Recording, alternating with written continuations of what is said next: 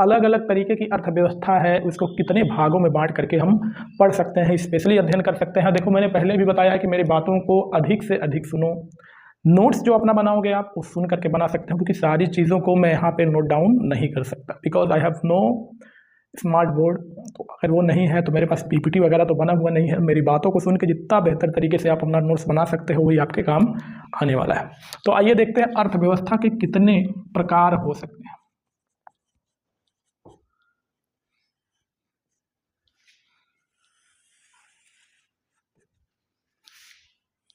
इसको दो भागों में बांट के पढ़ा जा सकता है। एक क्षेत्र के आधार पर, ध्यान देना, एक इसको क्षेत्र के आधार पर बांट कर पढ़ा जा सकता है बेटा, और एक इसे देश या देशों के आधार पर बांटकर पढ़ा जा सकता है। तो इस चीज को आप समझना, देशों के आधार पर बांटकर पढ़ा जा सकता है, समझना। पहले हम इस पे आते हैं कि क्षेत्रों के आधार पे कितने भागों में बांटा गया है। जिसको कई भागों में बांटा गया है, दो क्षेत्र के आधार पे इसको दो भागों में बांटा गया है, और देशों के आधार पे कई भागों में बांटा गया है। समझिएगा, क्षेत्र के आधार पे इसको दो प्रकार से बांटा गया है। एक इसमें है बेटा सूक्ष्म अर्थव्यवस्था, सूक्ष्म अर्थव्यवस्था, समझते जाइएगा। सूक्ष्म अर्थव्यवस्था एक ऐसी अर्थव्यवस्था है, समझिएगा, सूक्ष्म अर्थव्यवस्था, जिसको इंग्लिश में हम बोलते हैं माइक्रो इकोनॉमी। क्या बोलते हैं बेटा? Micro economy. ये एक ऐसी अर्थव्यवस्था, ऐसी इकोनॉमी है जो किसी व्यक्ति विशेष या किसी छोटी सी कंपनी, किसी फर्म के लिए अप्लाई किया जाता है। यानी किसी छोटे से परिवार के अब बात कर लो, किसी छोटी सी कंपनी की बात कर लो, किसी व्यक्ति विशेष की बात कर लो, तो उसकी जो अर्थव्यवस्था होती है ना, उसको स्पेशली हम सूक्ष्म अर्थव्यवस्था के अंतर्गत देखते हैं। अब यहाँ पे समझिएगा बात। जो दूसरे नंबर पे अर्थव्यवस्था आती है बेटा, उसको कहते हैं बृहत अर्थव्यवस्था। बृहत अर्थव्यवस्था, बृहत अर्थव्यवस्था, इसको बोलते हैं मैक्रो इकोनॉमी।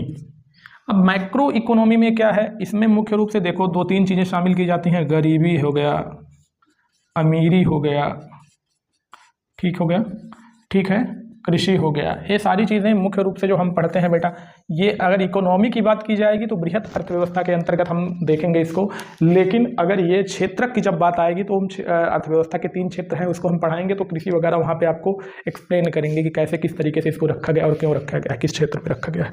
तो बृहत अर्थव्यवस्था, जैसे मान लो किसी जिले की अर्थव्यवस्था हो, कोई स्टेट की अर्थव्यवस्था हो यानी राज्य की अर्थव्यवस्था हो, किसी पूरे देश की अर्थव्यवस्था हो, किसी पूरे एक शहर की अर्थव्यवस्था हो, किसी बड़ी कंपनी की अर्थव्यवस्था हो जैसे कि रिलायंस, ठीक है, जैसे कि टाटा एंड ग्रुप, तो ऐसी अर्थव्यवस्थाओं के मुख्य रूप से हम बृहत अर्थव्यवस्था के अंतर्गत देखते हैं।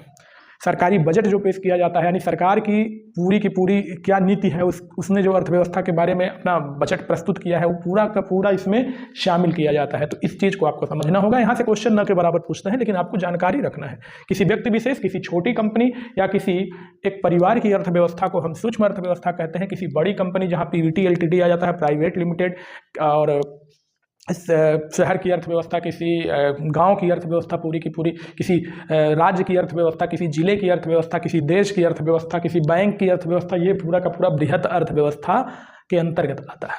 मेन क्वेश्चन जो बनते हैं आपके एग्जाम में वो यहाँ से आपको देखने पे मिलेंगे देशों के आधार पर। तो देशों के आधार पर इसको हम मुख्य रूप से कई भागों में बांट सकते हैं, 5 भागों में मुख्य रूप से। इसमें जो सबसे पहला होगा उसको हम बोलते हैं उदारवादी, उदारवादी या पूंजीवादी, उदारवादी या पूंजीवादी अर्थव्यवस्था। अब यहाँ पे आपको क्लियर करना होगा, इसको इंग्लिश में बोलते हैं लेबोरिज्म। लेबोरिज्म एक ऐसी अर्थव्यवस्था जिसमें बाजारी शक्तियां प्रभावी होती हैं और सार्वजनिक शक्तियां यानी सरकारी शक्तियां अप्रभावी होती हैं। समझिएगा, बाजारी शक्तियां मतलब निजी शक्तियों की प्रधानता होती है। निजी शक्तियां मतलब जैसे मान लो हमने मार्केट में अपना कोई बिजनेस स्टार्ट किया, मैं प्रभावी रहूं, सरकारी नियंत्रण उसमें बहुत कम हो, यानी सार्वजनिक शक्तियां अप्रभावी हों या न के बराबर उनका प्रभाव हो, तो ऐसी अर्थव्यवस्था को स्पेशली हम उदारवादी या पूंजीवादी अर्थव्यवस्था कहते हैं, जिसमें सरकार जो है उदारवादी नीति अपनाता है, अहस्तक्षेप का सिद्धांत के अंतर्गत इसको देखा जाता है। एडम स्मिथ साहब ने कहा है, समझिएगा, एडम स्मिथ ने उदारवादी अर्थव्यवस्था को कहा है कि यह अहस्तक्षेप के सिद्धांत पर काम करता है। अहस्तक्षेप सिद्धांत, जिसको हम लोग दूसरी भाषा में बोलते हैं लेसेज फेयर, लेसेज फेयर का सिद्धांत। अब अहस्तक्षेप और लेसेज फेयर का अर्थ क्या है? अहस्तक्षेप का मतलब आप समझ रहे हैं, जहां हस्तक्षेप न किया जाए। तो किसका हस्तक्षेप ना हो? सरकार का हस्तक्षेप ना हो। सार्वजनिक तत्वों का, यानी जो सार्वजनिक चीज़ें होती हैं, जो सरकार कंट्रोल करने का काम पूरे देश को करती है, पूरे क्षेत्र को करती है, वो यहाँ पे हस्तक्षेप ना करे। जैसे मान लो कोई दो व्यक्ति हैं, दोनों दोस्त हैं, दोनों ने अगल बगल एक चाय समोसे की दुकान खोली, किसी का समोसा 10 रुपए का है, किसी का 8 रुपए का है। तो उसमें सरकार ये कंट्रोल ना करने का प्रयास करे कि वो क्यों 8 का बेच रहा है, तुम क्यों 10 का बेच रहे हो। तो जहाँ सरकारी नियंत्रण ना हो, यानी बाजारी शक्तियाँ, निजी तत्वों की प्रधानता हो, ऐसे अर्थव्यवस्था को हम मुख्य रूप से उदारवादी या पूंजीवादी अर्थव्यवस्था कहते हैं। इसमें पूंजीपति यानी कि जो बाजारी शक्तियाँ होती हैं वो मुख्य रूप से प्रभावी होती हैं। तो प्रश्न यहीं से बनता है, मेरे शब्दों को सुन के अपना नोट्स बनाइएगा। आप समझिएगा कौन कौन से देशों में अप्लाई होता है इस तरह का अर्थव्यवस्था। जब देश की बात करेगा तो ब्रिटेन हो जाएगा, इसमें फ्रांस हो जाएगा, जर्मनी हो जाएगा, यूएसए हो जाएगा, और अधिकांश यूरोपीय कंट्री, यानी यूरोपीय कंट्री, यूरोपियन कॉन्टिनेंट में सबसे ज़्यादा उदारवादी या पूंजीवादी अर्थव्यवस्था चलती है, यूरोपीय देश। तो मुझे लगता है आपको अच्छे तरीके से ये समझ में आया होगा कि उदारवादी या पूंजीवादी अर्थव्यवस्था क्या है। ऐसी अर्थव्यवस्था जिसमें सरकार न के बराबर हस्तक्षेप करती हो, सरकारी नीति जो है अब बहुत ज़्यादा अप्लाई नहीं होती हैं। पूंजीपति लोग यानी निजी तत्व जहाँ पे प्रभावी होते हैं, जहाँ बाजार प्रभावी होती है, जहाँ पे व्यक्ति विशेष प्रभावी होता है, ऐसी अर्थव्यवस्था मुख्य रूप से उदारवादी या पूंजीवादी अर्थव्यवस्था के अंतर्गत देखा जाता है। दूसरे नंबर पर बेटा आता है समाजवादी, समाजवादी या साम्यवादी अर्थव्यवस्था। इंग्लिश में इसको बोलते हैं सोशलिज्म। इसको सरकारी अर्थव्यवस्था के नाम से भी जाना जाता है। तो इस चीज को समझिएगा, सोशलिज्म। यहाँ पे क्या होता है, यहाँ पे ध्यान दीजिएगा, ये मुख्य रूप से सरकारी नियंत्रण के अधीन होता है। सरकार यहाँ पे नियंत्रण करती है, यहाँ पे बाजारी शक्तियाँ प्रभावी होती हैं, सार्वजनिक शक्तियाँ जो होती हैं यहाँ पे प्रभावी होती हैं। जैसे मान लो दो लोग हो आप लोग, और आपने इस बार पेट्रोल पंप खोला, तो सबके पेट्रोल का जो कीमत होगा एक ही होगा, वहाँ पे अलग अलग तो कर नहीं सकते हो। यानी वहाँ पे सरकारी नियंत्रण होता है, जहाँ सरकार मुख्य रूप से प्रभावी हो, यानी कि सार्वजनिक क्षेत्र प्रभावी हो, और निजी क्षेत्र यानी बाजारी शक्तियाँ अप्रभावी हों। ऐसी अर्थव्यवस्था को हम समाजवादी या साम्यवादी अर्थव्यवस्था कहते हैं। और ये दास कैपिटल के सिद्धांतों का पालन करता है। दास कैपिटल ये पुस्तक है बेटा कार्ल मार्क्स की। तो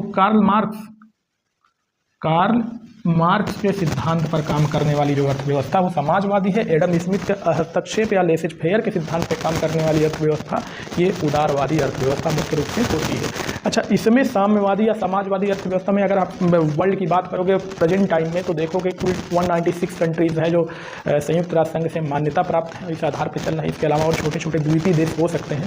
तो 196 देशों में से केवल 2-3 देश ही ऐसे हैं जो मुख्य रूप से साम्यवादी या समाजवादी अर्थव्यवस्था के आधार पर चल रहे हैं। जहाँ सरकारी नियंत्रण हो जाएगा वहाँ फिर अपना खुद का लाभ कर पाना बहुत मुश्किल हो जाएगा। जो आपको सरकार की तरफ से इंसेंटिव वगैरह मिलेगा उसी से आपका काम चलने वाला है।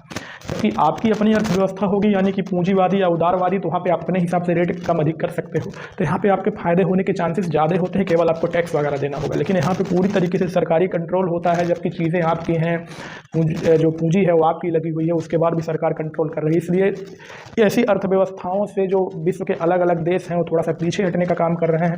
अब अगर देश की बात यहाँ पे देखोगे ना, तो संयुक्त यहाँ पे सोवियत संघ जिसको हम लोग वर्तमान में रसिया कहते हैं यानी रूस कहते हैं, तो रूस की पूर्व की अर्थव्यवस्था है, लिखिएगा रूस की पूर्व की अर्थव्यवस्था। इस समय जो यूरोपियन क्षेत्र में रसिया है वो मुख्य रूप से इसका पालन नहीं कर रहा है, यानी साम्यवादी अर्थव्यवस्था का पालन नहीं कर रहा है। वो किसका पालन करता है? उदारवादी या पूंजीवादी अर्थव्यवस्था का पालन करता है। लेकिन एशिया साइड में जहाँ है तो कुछ क्षेत्रों में आज भी साम्यवादी या समाजवादी तरीके से ही अर्थव्यवस्था वहाँ पर चलती है।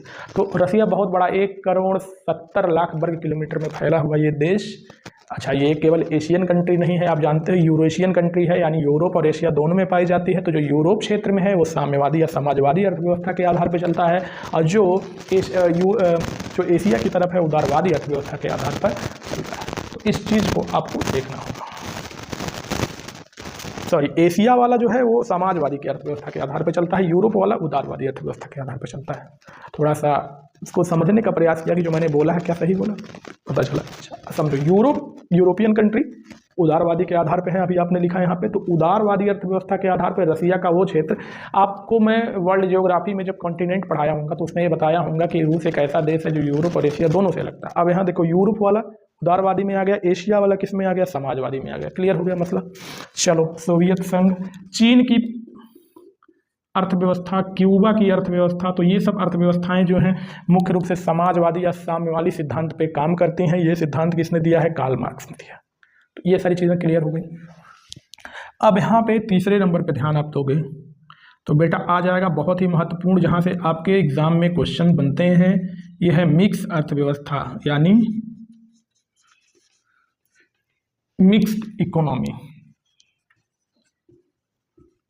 ऐसी अर्थव्यवस्था जहाँ पे निजी और सार्वजनिक दोनों अर्थव्यवस्थाएं साथ साथ एक दूसरे से संलग्न होकर चलती हो, जिसमें दोनों एक दूसरे के सह अस्तित्व पर निर्भर हो, यानी जहाँ सरकारी नियंत्रण भी हो और जहाँ पूंजीपति लोग अपने हिसाब से सारे प्राइस वगैरह बाजार को देखें।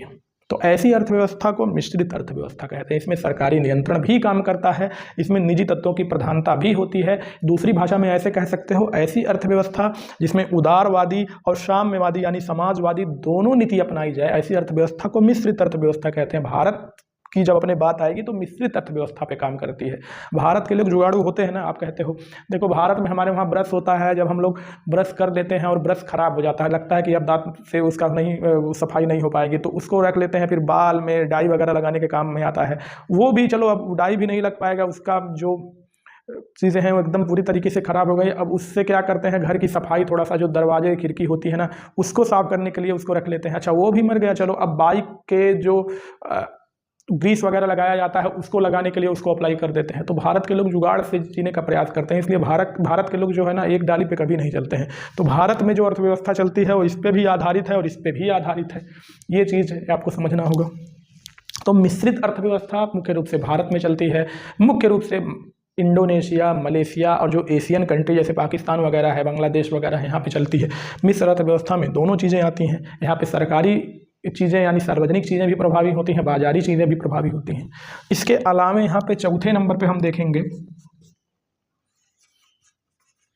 खुली अर्थव्यवस्था। अब ये इतना इम्पोर्टेंट नहीं है, इस चीज़ को समझना होगा। जैसे हांगकांग की अर्थव्यवस्था हो गई, ठीक है, माले की अर्थव्यवस्था हो गई, ये सब खुली अर्थव्यवस्था के अंतर्गत आते हैं। एक्चुअली होता क्या है, ऐसा देश जहाँ के व्यापार में सरकार का जो जैसे कोई देश है, मान लीजिए वहाँ से आयात निर्यात होता है, तो सरकार का वहाँ न्यूनतम प्रतिबंध हो, न्यूनतम वहाँ पे सरकार व्यवसाय करने के लिए या बिजनेस करने के लिए लोगों को क्या करे, प्रभावित करे। तो ऐसी अर्थव्यवस्था को खुली अर्थव्यवस्था कहते हैं। एग्जाम्पल यहाँ पे आपको देखना है, हांगकांग, सिंगापुर, तो ये सारी चीज़ें इसमें आ जाएंगी। यहाँ पे तो आप जान ही लिए हो, भारत हो गया, इंडोनेशिया हो गया, मलेशिया हो गया, ठीक है। खुली अर्थव्यवस्था हो गई जिसमें सरकार का न्यूनतम प्रतिबंध हो। एक ऐसा देश जो अगर व्यापार करता है जहाँ के आयात निर्यात में सरकार का न्यूनतम प्रतिबंध हो, उसको खुली अर्थव्यवस्था कहते हैं। और पाँचवें नंबर पर बेटा जो आता है उसको कहते हैं बंद अर्थव्यवस्था, यानी क्लोज्ड इकोनॉमी। बंद अर्थव्यवस्था जैसे दक्षिण कोरिया, उत्तर कोरिया की अर्थव्यवस्था। तो ये बंद इकोनॉमी में क्या होता है बेटा, ध्यान देना है। उत्तर कोरिया, दक्षिण कोरिया, उत्तर कोरिया, ठीक है, उत्तर कोरिया, इन सब की अर्थव्यवस्था बंद अर्थव्यवस्था है, जहाँ के आयात निर्यात या व्यापार में सरकार पूरी तरीके से अपना कंट्रोल रखती हो, यानी यहाँ से व्यापार करना, आयात निर्यात करना पूरी तरीके से कठिन हो, सरकारी नियंत्रण के तहत हो, तो उसको बंद अर्थव्यवस्था कहते हैं। तो मुझे लगता है पूरा का पूरा आपको इकोनॉमी के जो टाइप्स हैं, कितने तरीके से इनको बांट करके पढ़ा जा सकता है, समझ में आ गया। चलिए एक बार फिर से चर्चा कर लेते हैं साइड में। देखिए, ऐसी अर्थव्यवस्था जो एक व्यक्ति विशेष, एक छोटे परिवार, छोटे कंपनी के लिए होती हो, उसको सूक्ष्म अर्थव्यवस्था कहते हैं। ऐसी अर्थव्यवस्था जो एक बड़े फर्म के लिए, बड़ी कंपनी के लिए, एक देश के लिए, एक राज्य के लिए, एक जिले के लिए होती है, उसको बृहत अर्थव्यवस्था कहते हैं। उसके बाद जब हम देशों के आधार पर चर्चा करते हैं तो उदारवादी या पूंजीवादी अर्थव्यवस्था आती है, जिसको हम लेबरिज्म कहते हैं। इसमें क्या होता है, ऐसे सभी देश जहाँ के व्यापार में, ठीक है, या जहाँ की अर्थव्यवस्था में मुख्य रूप से सरकारी नियंत्रण न के बराबर हो, वहाँ की बाजारी शक्तियाँ प्रभावी हो, निजी शक्तियाँ प्रभावी हों, उसको कहते हैं पूंजीवादी या उदारवादी अर्थव्यवस्था। जो एडम स्मिथ, जो अर्थशास्त्र के जनक माने जाते हैं, इनके लेसेज फेयर के सिद्धांत पे काम करती है, जैसे फ्रांस, जर्मनी, ब्रिटेन, यूएसए, अधिकांश यूरोपीय कंट्री, ठीक है। तो ये हो गया उदारवादी। और समाजवादी मतलब सरकारी, जहाँ सरकारी नियंत्रण हो, जहाँ समाज की शक्तियाँ या सार्वजनिक शक्तियाँ प्रभावी हों, बाजार की शक्तियाँ अप्रभावी हों, ऐसी अर्थव्यवस्था समाजवादी अर्थव्यवस्था है। इसमें मुख्य रूप से सरकारी नियंत्रण होता है और ये मुख्य रूप से दास कैपिटल यानी कार्ल मार्क्स के सिद्धांत पे काम करता है। इन्होंने 1861 में किताब लिखा हुआ था, तो इसको आप नोट कर सकते हैं चाहे तो। अच्छा, अगली चीज़ क्या है, देश की बात जब करेगा बेटा तो यहाँ पे सोवियत संघ, चीन और क्यूबा में अभी भी चल रहा है, लेकिन चीन और सोवियत संघ में ये चीज़ें अब थोड़ा सा पास्ट में हो चुकी हैं, तो ये भी अब धीरे धीरे उदारवादी पूंजीवादी की तरफ बढ़ रहा है। अगला है मिश्रित अर्थव्यवस्था, जैसे भारत, इंडोनेशिया, मलेशिया की अर्थव्यवस्था, जहाँ पे पूंजीवादी और साम्यवादी दोनों नीतियाँ अपनाई जाए, ऐसी अर्थव्यवस्था मिश्रित अर्थव्यवस्था कहलाती है। उसके बाद है खुली अर्थव्यवस्था। ऐसी अर्थव्यवस्था मुख्य रूप से जहाँ पे आयात और निर्यात या व्यापार में न्यूनतम प्रतिबंध हो, यानी न के बराबर प्रतिबंध हो, सरकारी नियंत्रण बहुत कम हो, खुली अर्थव्यवस्था कहते हैं। मार्केट पूरी तरीके से खुला हुआ हो, जैसे हांगकांग, सिंगापुर, ये सब देश। उसके बाद बंद अर्थव्यवस्था, जहाँ सरकारी नियंत्रण पूरी तरीके से हो, यानी वहाँ का मार्केट क्लोज हो, सरकार के अधीन हो, विदाउट परमिशन आप वहाँ व्यापार न कर पाओ, तो ये जैसे दक्षिण कोरिया, उत्तर कोरिया की अर्थव्यवस्था। तो मुझे लगता है आपको समझ में आया हो, तो आप चैनल को लाइक के साथ साथ सब्सक्राइब जरूर करिएगा। बहुत बहुत धन्यवाद। जय हिंद, वंदे मातरम।